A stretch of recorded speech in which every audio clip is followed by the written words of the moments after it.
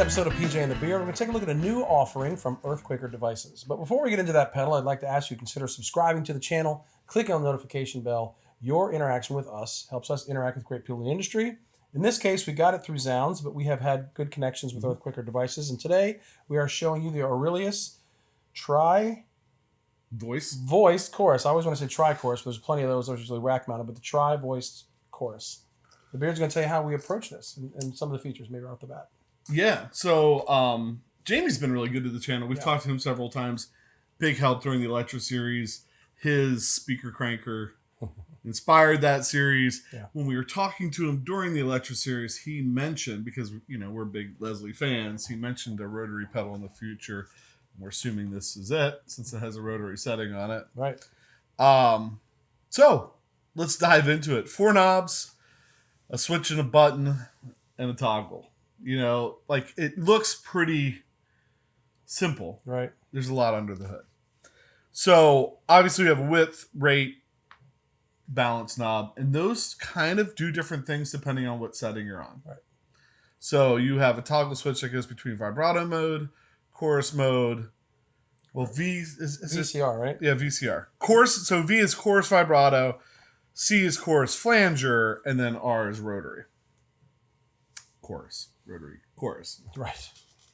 All right. So covers a lot of ranges here. The other knob is a preset knob. So they're giving you 6 preset slots. So if you find sounds you really like, you can store those in. And then there is actually a way to flip between like the live mode and a preset while you're playing, which is pretty cool.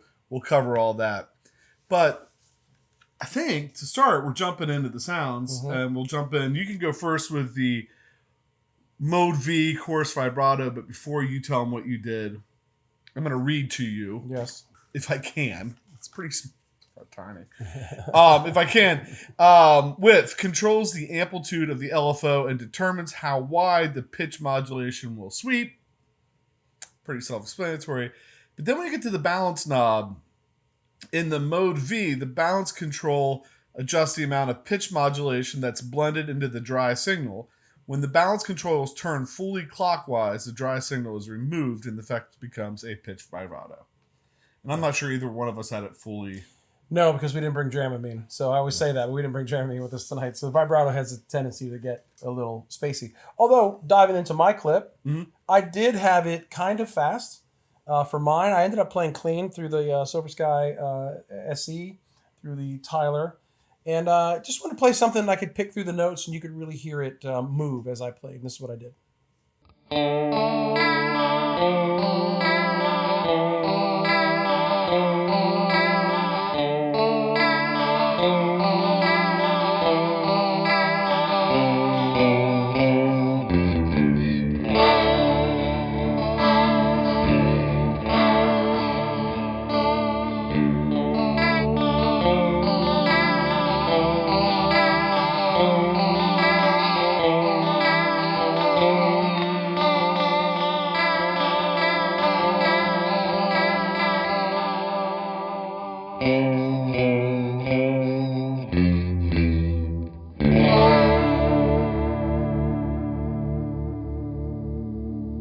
So for my spin on the vibrato setting, I took the Les Paul.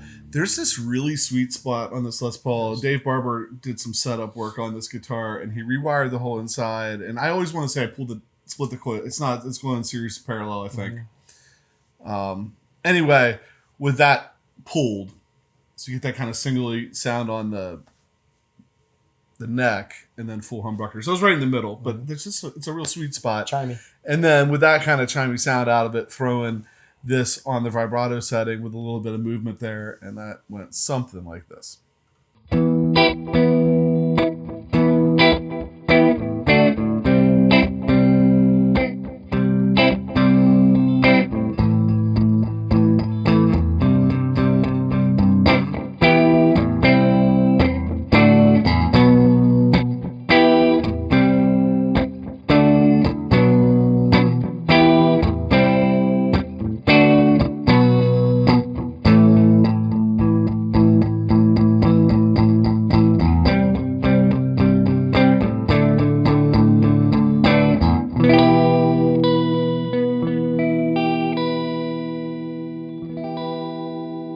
All right, so moving over to the C mode, which is the chorus flanger mode. And it's really interesting how like you have two different choruses and they sound very different. Mm-hmm. And then depending on where you put the knobs, you can kind of blend into the vibrato, or in this case, blend in the chorus. So let me read you real quick. The width controls the amplitude of the LFO and determines how wide the pitch modulation will sweep. Sounds familiar?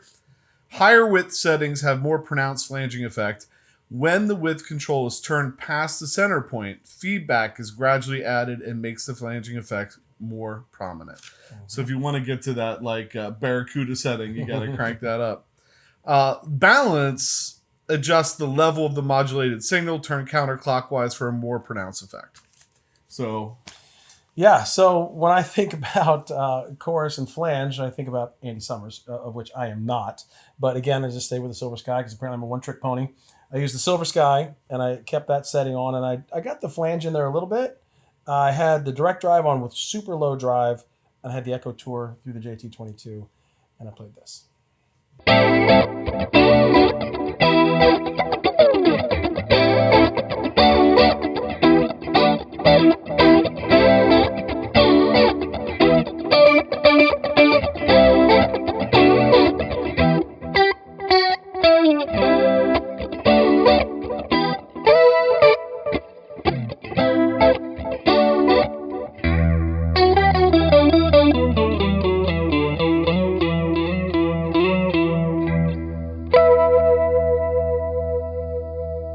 for this next clip, still on the Les Paul, I had the direct drive in, had a lot more gain on it than you did. Turned the width way up. I wanted to get, I think I had it like dimed. Wanted to get some, whatever, and, just went for it. Sounded a little bit like this.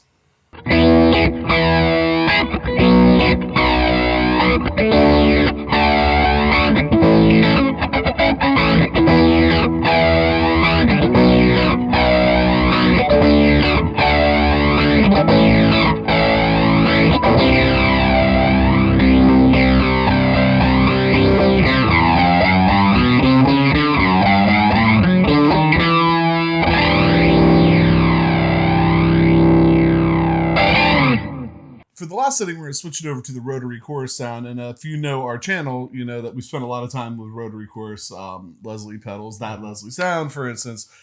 This is a place that, an area we like.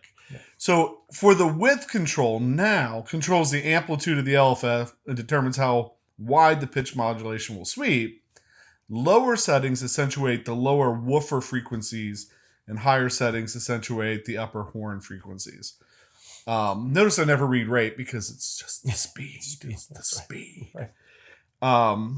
Balance in the mode R, the balance control adjusts the wet-dry balance of the signal. Turn clockwise for a more pronounced and pulsing sub-frequency effect. So, to you.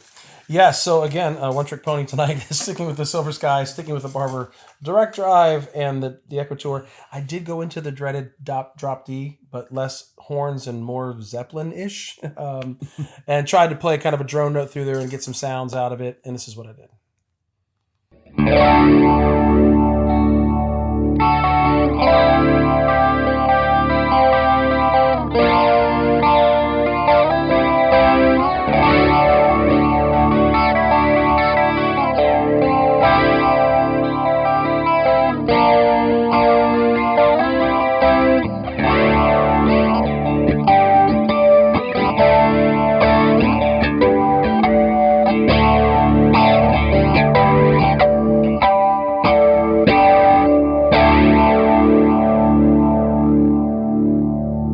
So up until this point, we've just been kind of face value, right? Like flip the toggle switch and turn the three knobs.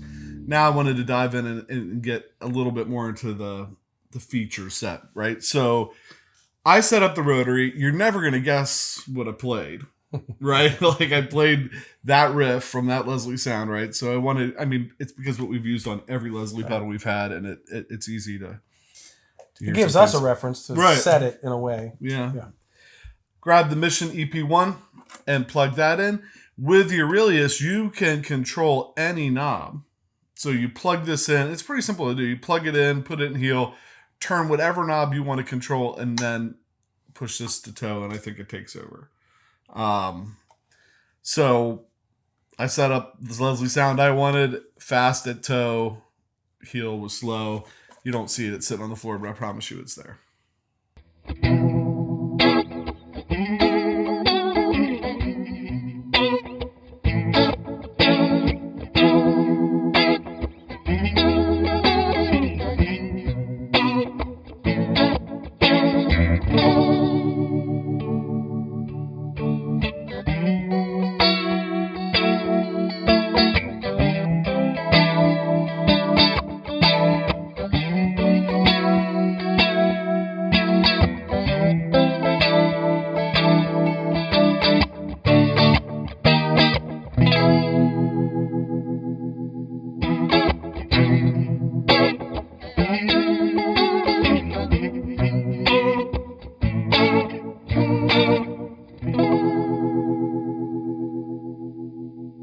All right, so those were the 3 settings. And I just had a question about, you talked about presets. Can we talk about how we set those presets? Because you could perhaps do interesting things with them that might even mimic what you just tried to do. Right, so like what if you don't have An expression pedal and a rattlesnake cable. but you still want to do it fast slow. Right. So setting up presets, let's just start with that. Setting up presets is super simple, right? I'm in the live mode right now. We know we're in the live mode because this light is green. All we have to do is set up what we want, then pick the preset number that you want. Actually, I would probably pick that first. Set up what you want, and then just, you tap and press and hold that. Sorry, I can't see it blink under my head. But yeah, you press and hold that, blinks, we've locked that setting in. All there is to it. Notice it's red right now, so right now we're in a preset mode. So if we would turn the pedal off and play, turn the pedal on and play, whatever preset was in that bank is what we would hear. And so you can save up to 6.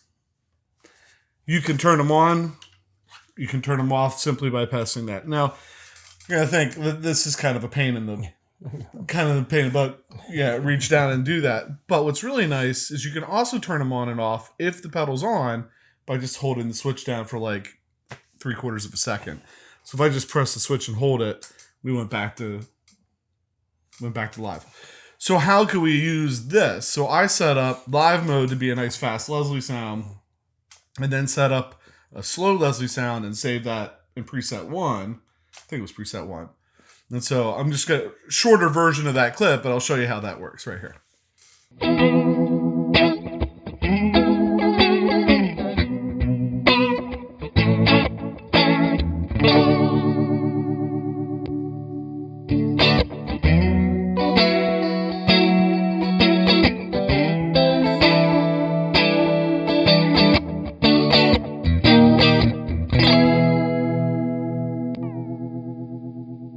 So coming off that clip, the one thing you might notice is there's no ramp then. Right. So the advantage of using something like the EP1 from Mission, some paid shills over here. Right? No, we just love Mission. They're a great company. So one thing you might have noticed, you lose the ramp. So the advantage of this is you can ramp it by using your foot. But if you don't have an expression pedal on your board and you want to be able to kind of get between fast and slow, that's still a good option. You just lose that kind of slow ramp. Wrapping it up. Yeah, I'm a sucker for chorus. No. I know, who knew, right? But I found this pedal really interesting, and Jamie and his team always put a lot of thought in what they do, and they have a lot of very creative artists. I say that all the time. So they give you a lot of options here. Even if you like chorus, well, geez, you can throw a little flange on your chorus if you'd like to. That's the flavor that you'd want to put in there. So you can get more towards Andy Summers-ish if you want with a chorus pedal. And also, diving into the rotary. I've become a bigger fan of slow rotary, which is a very chorus-like. And then with the vibrato, depending on how seasicky you want to get, you can make it really pronounced and do something maybe for some hook in a song or whatever. So I think in true EQD style, they've given you a lot of options in there with a pretty friendly topography. Right. You just kind of have to remember what the width and the balance do with the setting that you're in, which is creative that way too. It's not a one-trick pony when you do that, especially when you get to the rotary. You can emphasize the low, you can emphasize the high, you can emphasize the blend of how much. So I think it's really well done. We're happy to get one in. We'd like to thank Zzounds for doing that for us. But that's my thoughts on it. I mean, it was my first, really came in and plugged in and played tonight. Right. It just came out of the box tonight. For me, at one point I bought one of those like modulation all-in-one effects boxes that had everything, and I found like 3 or 4 sounds. It was just too much, and I didn't use. And they were good, but they weren't. Right. Whatever. What I like here is you have, and I like how I like the approach of like kind of morphing between things. It's not like here's your chorus, here's your flanger, here's your vibrato. Yeah. You're kind of morphing between chorus and vibrato, or chorus and flanger, and your rotaries over there too. You have 6 presets, so if you find 2 or 3 sounds you really like in this pedal, you can pop them in. I never have a pedal that has 2 or 3 things like this where in the middle of a set I'm going to sit down and start turning knobs to get to the other thing I like. So the preset thing works.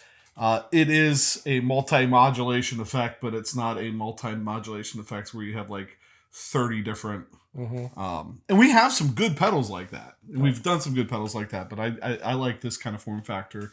I like the ease of use.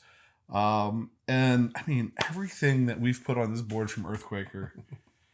So the spatial delivery was cool.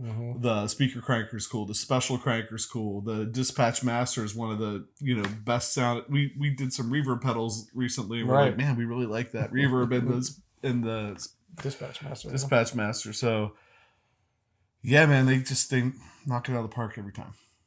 And not to promote other people, but there's other videos if you want to go listen to what Jamie had to say about this pedal. He sat down with Sweetwater and kind of breaks down his thought process on that. He's shared a lot of information with us, but you want to find that out, go check that out. Yeah, check it out from the man himself.